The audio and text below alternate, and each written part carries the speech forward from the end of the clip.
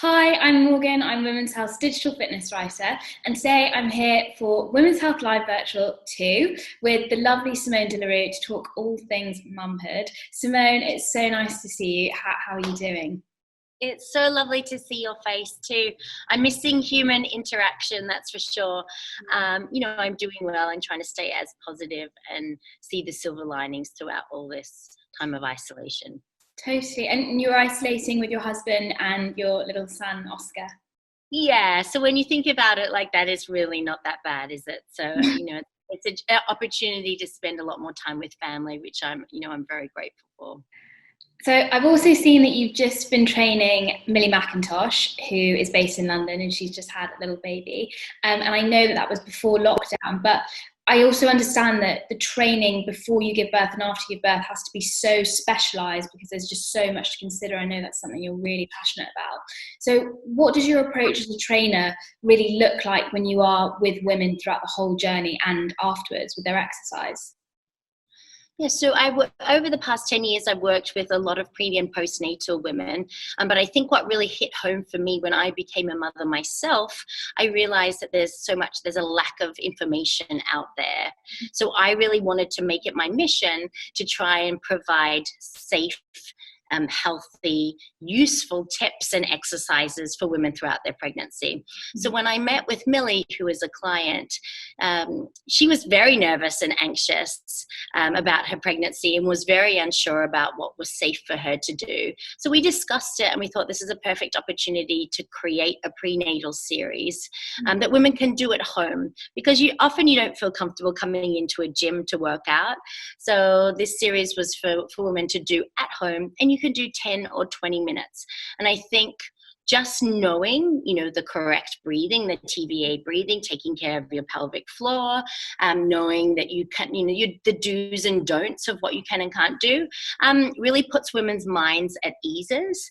And also I worked really closely with my OBGYN, which you call your obstetrician, I think that's how you say it in the UK.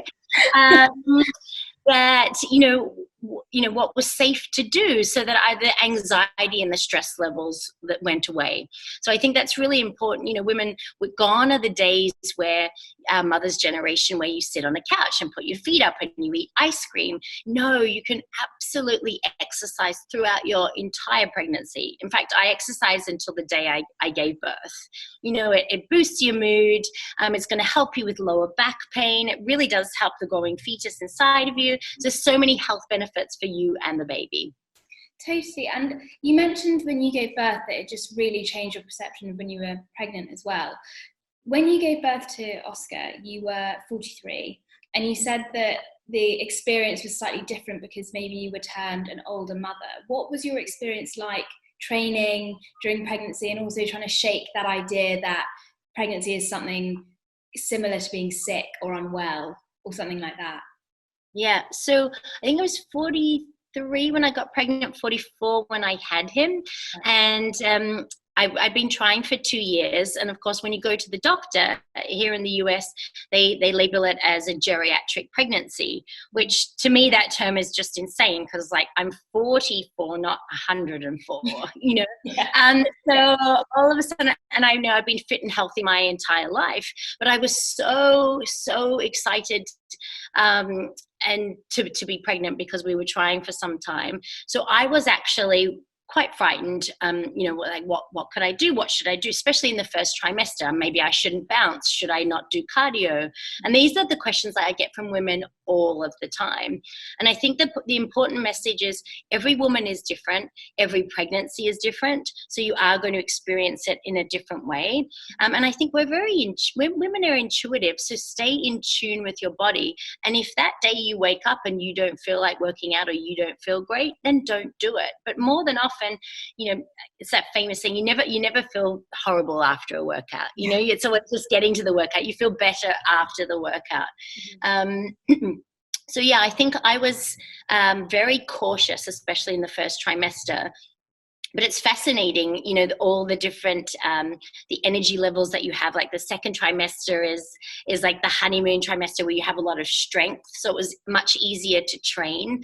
I felt quite strong. But the first and third trimester, I felt you know, lethargic and a little nauseous, and I really lost a lot of strength in my lower body. So it was fascinating for me, for someone who works out for a living constantly, to know that oh my goodness, yeah, like these hormones play a huge role in this, and just the different, you know, day to day how you feel. So it was really important for me to stay in tune with how my body was feeling, and that's the important message that I give to all of my you know, pre and postnatal mums.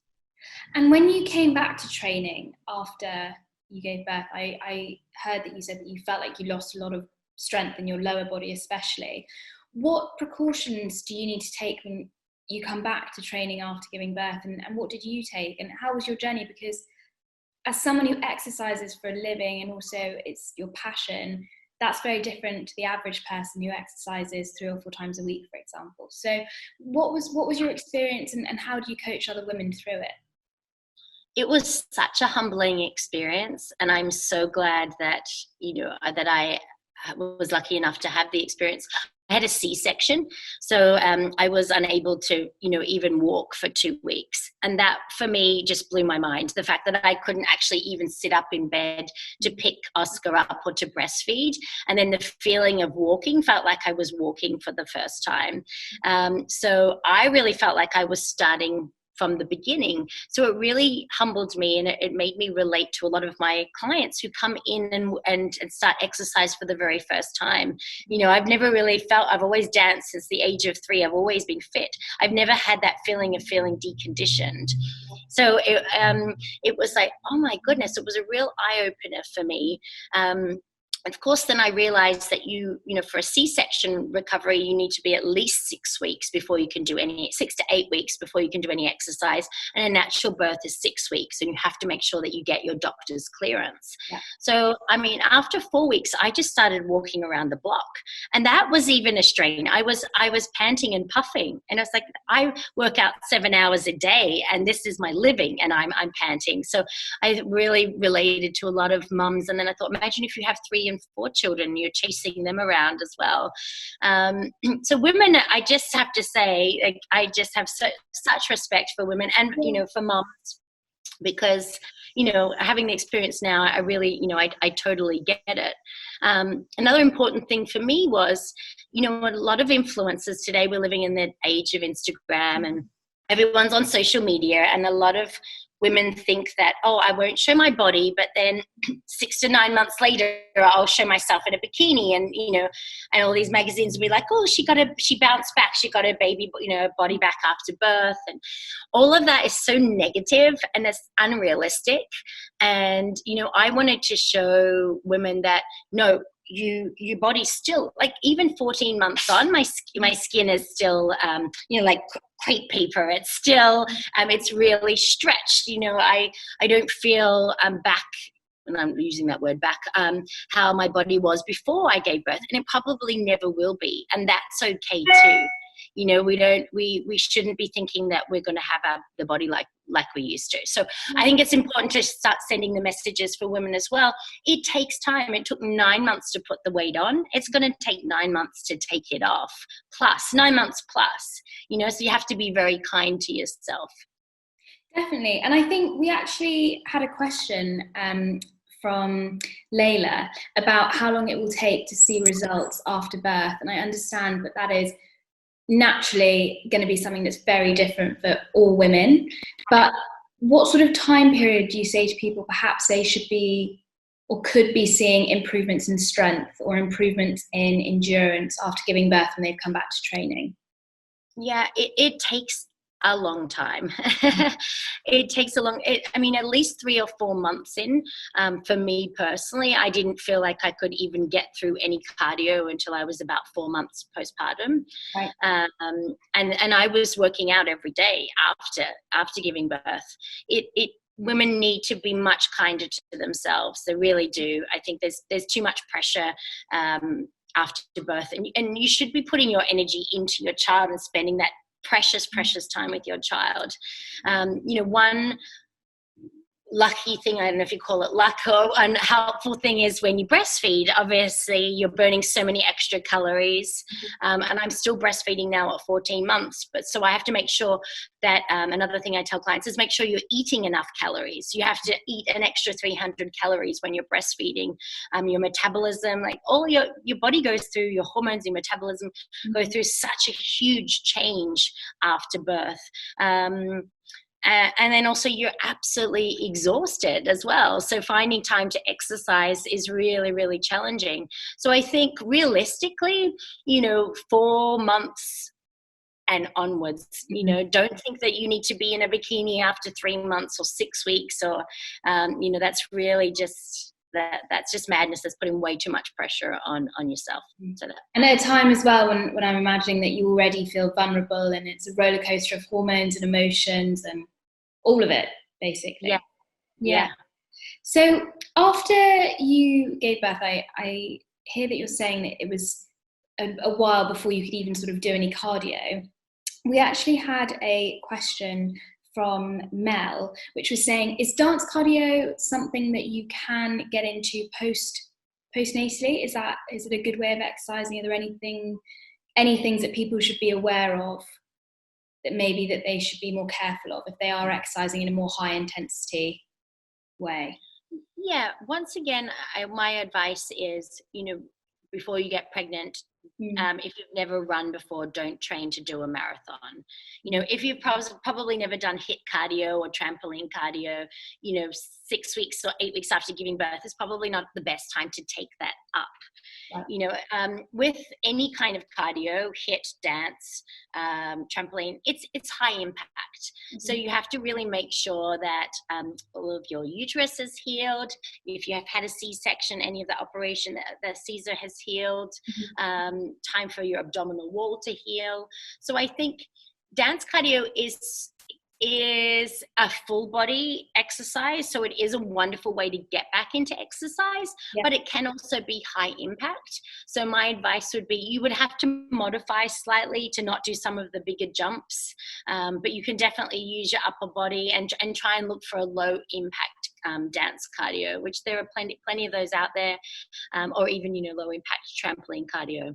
But yeah, just making sure that you really have time for all of your abdominal wall and your uterus and everything to heal first. Yeah, and speaking of the abdominal wall, I know that you're very passionate about TVA breathing. Yeah. We spoke about it a lot when we met in London last year. But can you talk us through a little bit about what TVA breathing is, 360 breathing, and how it plays into your approach to training and why it's so important? Mm-hmm. So TVA breathing is the transverse abdominis muscles, which is like the muscles that wrap around like a girdle. And if you think about them as that's what's holding your baby in. Many reasons why we do this.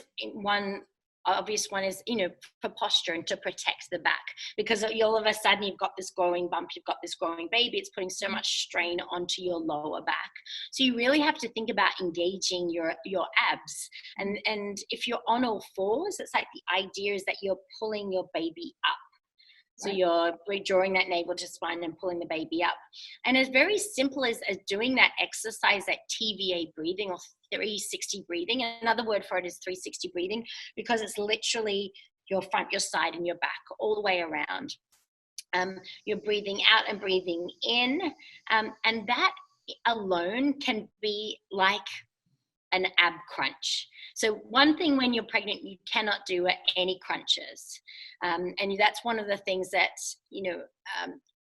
in general, that we'll talk about the do's and don'ts later, but one of the main things is that you can't do an abdominal crunch. So if you actually do that TVA breathing correctly, it's just as beneficial as when you were post-baby, pre-baby, and you were doing abdominal crunches, because you are really working that girdle. So it's really important to think about holding that in for your posture, for your breathing. It also helps with delivery, and helps you just really connect to your body.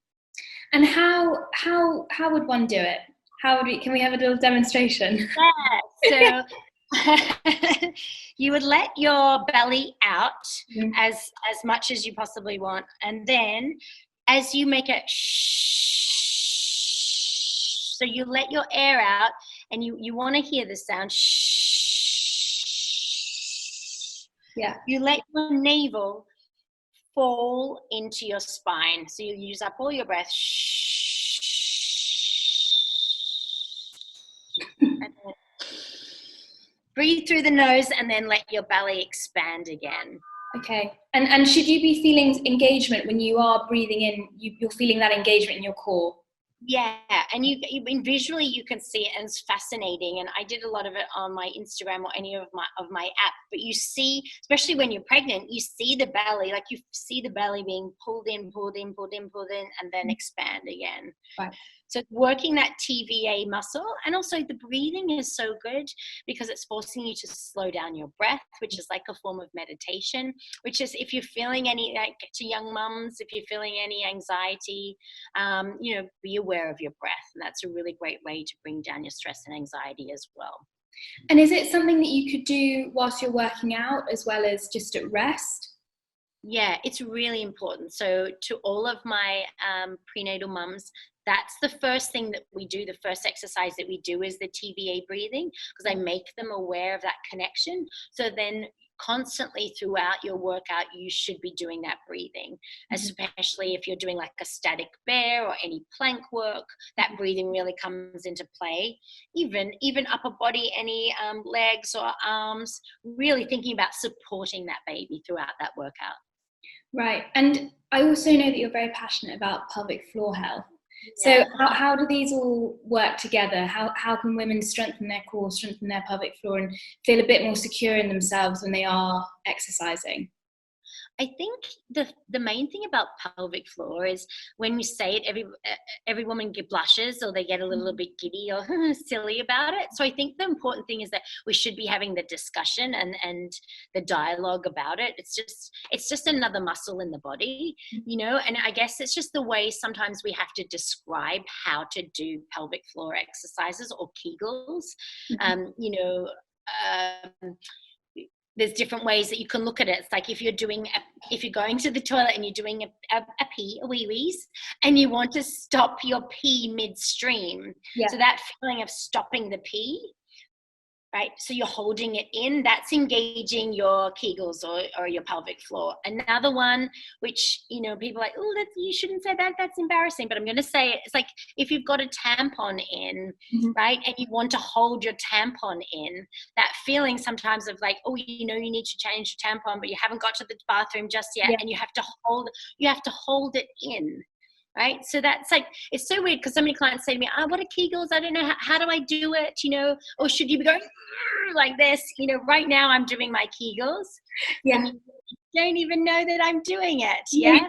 I think it's an important part of being throughout your pregnancy, but I think we should be talking about it more. And it's not like a taboo subject or anything that should be embarrassing. And we should just be talking about it. Yeah. And are there any exercises that would perhaps straight after birth require more pelvic floor strength than perhaps women have, and that maybe they should avoid doing straight after giving birth or sort of in that first period? Yeah, it's interesting because I had a C-section. Obviously my pelvic floor, was totally fine, but then other, clients who've had natural birth, they've had a really hard time. So I would say, depending on what your birth story was, I would really, make sure that I go to a pelvic floor specialist. So there's a lot of trainers out there, like myself, are pre and postnatal, but pelvic floor is a very specific muscle and very specific exercises that you need to do. So I would say if you did have a traumatic birth experience, that I would try and seek out a pelvic floor specialist to really go back to basics, because you really do need to do that to really make sure that everything has the correct time to heal. Yeah. When you think about what you've just been through, so make sure that you're giving your body and your pelvic floor time to heal properly. Yeah, totally. And I also wonder, what are your, if we're to condense it, I know that it is huge, but what are your top 3 tips for women before they're giving birth with their training, and then perhaps your top 3 tips after they've given birth with their training? Yeah, I think, top 3 tips. I think top whatever you'd like. The important things are that you have to remember to hydrate. So when you're pregnant and you're working out, you have to actually drink 6 to 8 glasses more a day than you would be prior to being pregnant. So that's a really, really important one, to stay hydrated and make sure that you're drinking that water. Secondly is it is wonderful to do cardio. It's so great for you because you're going to get that mood boost. You're going to get the good endorphins. It actually forces, there's a lot of studies that say that, your growing baby inside has to, it makes them fight for air. And so it makes their lungs stronger.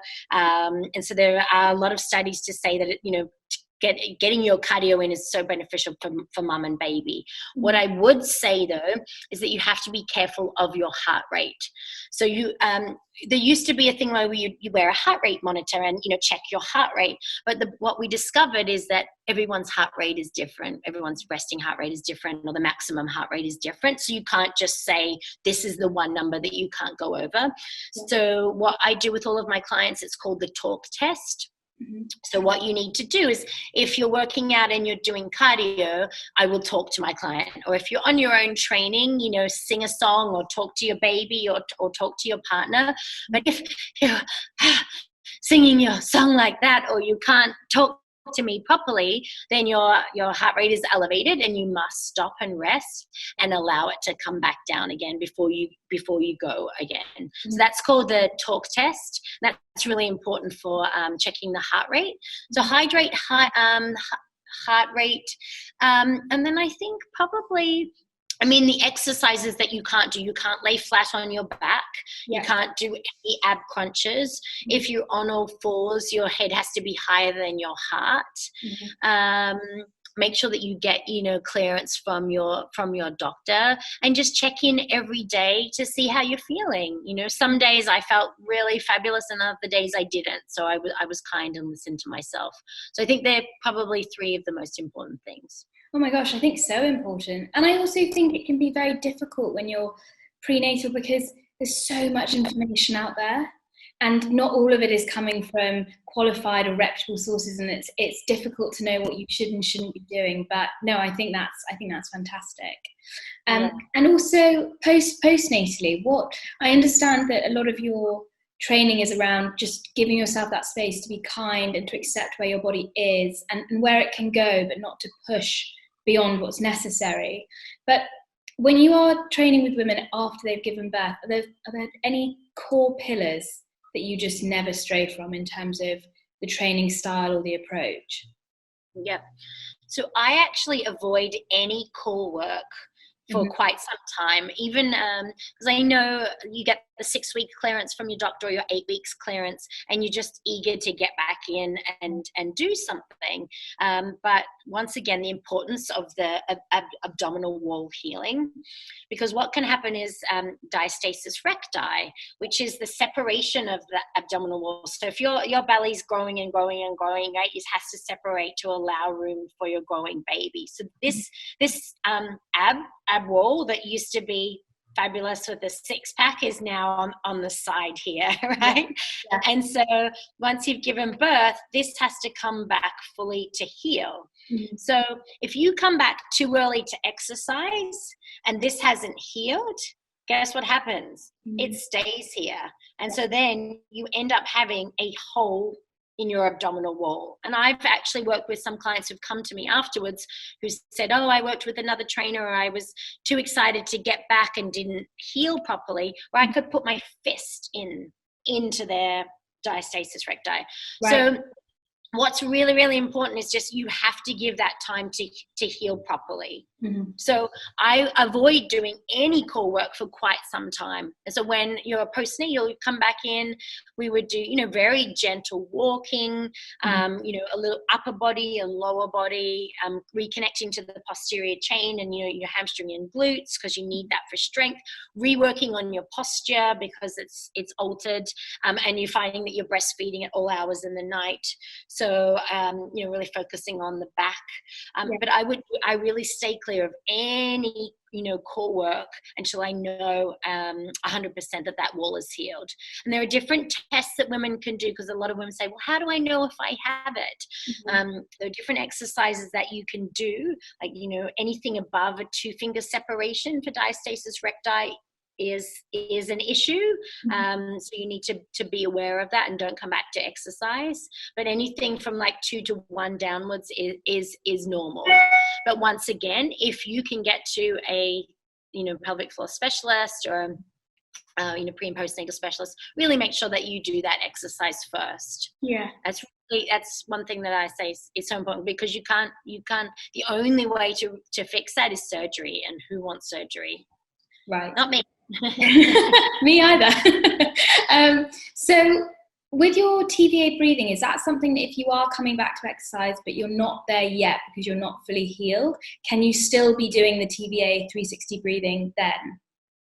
Yes, that's an excellent thing. I think I remember the day after giving birth, even though I had the C-section, I remember in the hospital I started my breathing again, just because everything feels totally numb. Like it's someone else's stomach, and you're like, what is this? This is insane. So I started that just to feel a little bit connected to my body again. But that was very gentle. That's basically all I did for 6 weeks. Right. Okay, and I've got one last question, which is actually about dance cardio as opposed to mumhood. But Lauren wanted to know, when you are doing a dance cardio workout, how long should it be? Are there any parameters that say it needs to be 20 minutes, 30 minutes, or what are your views? Yeah.